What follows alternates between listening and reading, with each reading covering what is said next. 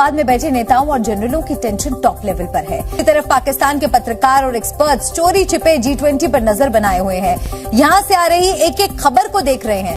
ਇਹ ਉਂਝ ਹੀ ਹੁੰਦਾ ਨਾ ਕੋਈ ਬੰਦਾ ਤਰੱਕੀ करता है तो ਅਸੀਂ मुंह परा कर लेता है। तो आज जो कुछ इंडिया में हो रहा है, हमने तारड़ साहब अपना मुंह जो है ना दूसरी तरफ मगरब की साइड पे कर लिया है, हमें नजर ही ना आए वहां पे क्या हो रहा है। तारड़ साहब, ये आपको लगता है कि जितना प्रेफरेंशियल ट्रीटमेंट, जितना चीजें इंडिया को मिल रही हैं as a nation, as a state, Pakistan इस सारे को कम्पीट नहीं कर पाएगा, या हमें ना चाइना ये दे सकता है? अगर वेस्ट और अमेरिका हमें ये चीजें नहीं देता तो हम तो तारड़ साहब इंडिया से बहुत पीछे रह जाएंगे। What do you make of that?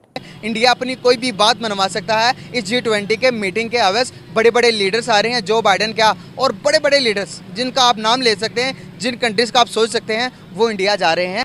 बहुत बड़ी बात है कि हमारे हिंदुस्तान के दिल्ली जो राजधानी है हमारा देश का, उसमें US प्रेसिडेंट जो बाइडेन आने वाले हैं। ब्रिटिश प्राइम मिनिस्टर हमारे फेवरेट ऋषि सोनक आने वाले हैं। वो तो जोर से कहेंगे, एकदम फ्लाइट से उतरते ही कहेंगे जय सिया राम। ठीक है जी। और प्रेस्टीज आके जी ग्लोबल लीडरशिप आपके पास आ रही है।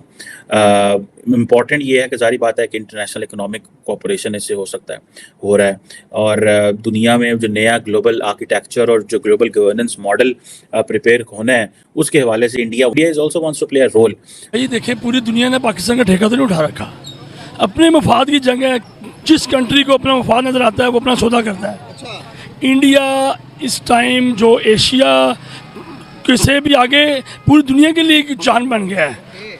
चांद पे जाने के बाद, उसका लैंडिंग के बाद आप देखिए उसकी वो हर चीज़ का एक जो ग्रो है वो ज़्यादा हो गई है।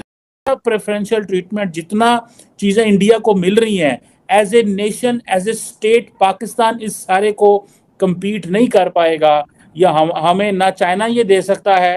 अगर वेस्ट और अमेरिका हमें ये चीज़ें नहीं देता तो हम तो तारड़ साहब इंडिया से बहुत पीछे रह जाएंगे। What do you make of that?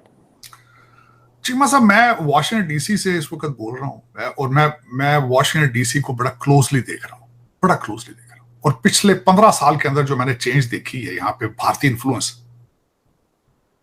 जो वाशिंगटन डीसी में right now that is touching the peaks. सिर्फ 2 ही लॉबी हैं, बल्कि मैं कहता हूं इस वक्त जो भारतीय लॉबी है, भारतीय इन्फ्लुएंस, वो इजराइल के इन्फ्लुएंस को भी क्रॉस कर चुका है। आप उनकी अपॉइंटमेंट्स देखें, उनके सीईओज देखें, और इस वक्त जो, और सबसे बड़ी बात यह है कि इस वक्त अमेरिका समझता है कि we are nothing without India. वो किस तरीके से? क्योंकि उन्हें पता है कि चाइना को जब हमने फेस करना है, जब हमने ताइवान को फेस करना है, India will be the only partner with us.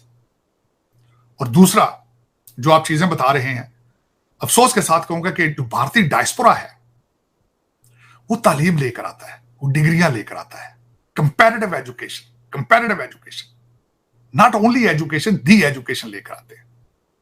और फिर उसके बाद जो फंडामेंटल्स, मैंने कई चीजें बताई आपको कि मैथ के अंदर हमारे खासकर साउथ इंडियन कम्युनिटी का आगे होना, उसके पीछे कई अवामल है। अवामल से मुराद ये है कि एक तो एस्ट्रोलॉजी वहां एज ए सब्जेक्ट पढ़ाई जाती है। एस्ट्रोलॉजी क्या है? मैथमेटिक्स है, और कंप्यूटर क्या है? एक कैलकुलेटर है।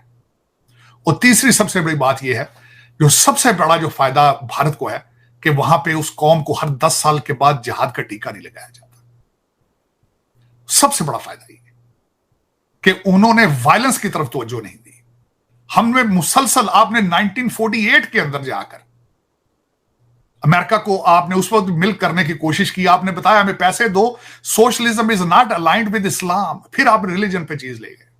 दुनिया आज हमें पूछ नहीं रही, कोई भी हमें ये तक नहीं पूछता कि तुम्हारे हालात क्या है। और इवन के हमारे जो लास्ट प्राइम मिनिस्टर थे, एक्स प्राइम मिनिस्टर, उनका कहना था कि मैं किसी भी मुल्क पर जाऊं तो उससे पहले कि वो मेरी कॉल भी नहीं उठाते, वो बात भी नहीं करते कि शहबाज इसलिए आया कि मांगने के लिए आया होगा। जब इस तरह की स्टेटमेंट हम देंगे, जब इस तरह का हमारे इमेज होगा दुनिया में, हम मांग रहे, एक मुल्क दे रहा है, एक मुल्क दुनिया को दे रहा है, एक मांग रहा है, तो फर्क ज्यादा अफजल कौन होगा?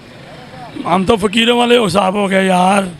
अब शर्म आती है टीवी देखते भी कि खबर एक रोज़ नई खबर है, हम तो शर्म आती है। हमारा तो फकीरों वाला हिसाब कर दिया इन्होंने।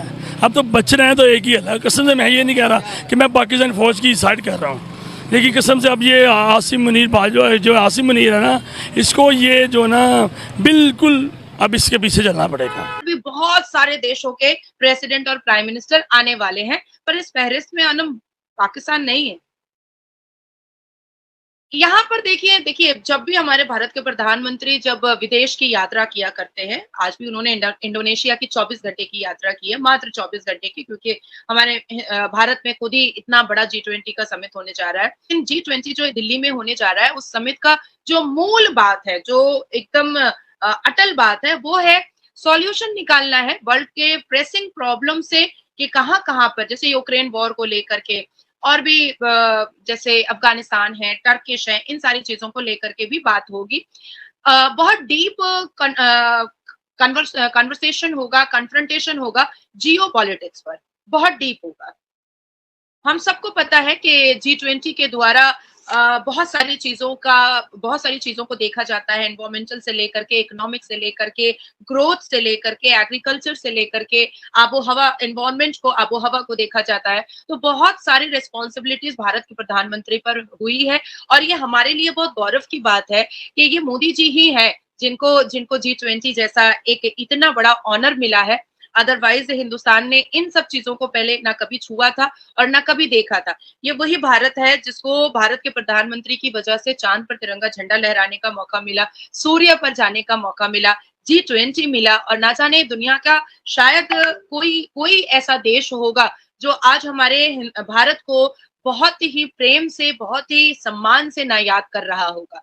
बहुत खूबसूरत मौका है अनम, बहुत अगर आप, मतलब मुझे लगता है कि दिल्ली अगर आप देखें तो आपको लगेगा कि आप इंडिया देख ही नहीं रही हैं। हमने और आपने कुछ दिन पहले अहमदाबाद के स्मार्ट सिटी के बारे में बात किया था, जिसको कहा जा रहा है कि भाई ये फॉरेन कंट्री है, जितनी खूबसूरती से उसको बनाया गया है और बिजनेस पॉइंट करके बनाया गया है, पर उसकी खूबसूरती का ऐसा ध्यान रखा गया है कि उसको लॉस एंजलिस का नाम दिया जा रहा है। तो आज हमारा दिल्ली जो है ना, दिल्ली का प्रगति मैदान, कनॉट प्लेस, जामा मस्जिद के पास जो लाल किला का एरिया है, उसके बाद फिर साउथ ब्लॉक है, नॉर्थ ब्लॉक है, अकबर रोड है, उसके बाद एपीजे अब्दुल कलाम रोड है। तो ये सारे रोड ऐसे लग रहे हैं कि हम तो भाई वही बस अब फॉरेन कंट्री में ही है। बड़ी खूबसूरत बात है, बड़ी खूबसूरत मीटिंग होने वाली है, और सब पूरी तैयारी में है, जोश में है, जितने मीडिया पर्सन है वो जोश में है। बहुत हाई अलर्ट किया गया है, हाई सिक्योरिटीज दी गई है। रोड तो जैसे लग रहा है कि बिल्कुल शीशे की तरह चमक रहा है। हालांकि मैं कहना चाहूंगी कि इस देश में 2-4 स्टेट को छोड़ करके अनम, बाकी जितने भी देश जहां पर भारतीय जनता पार्टी की सरकार है, वो देश बहुत खूबसूरत है। आप गुजरात जाइएगा ना, आपको लगेगा कि आप किसी बहुत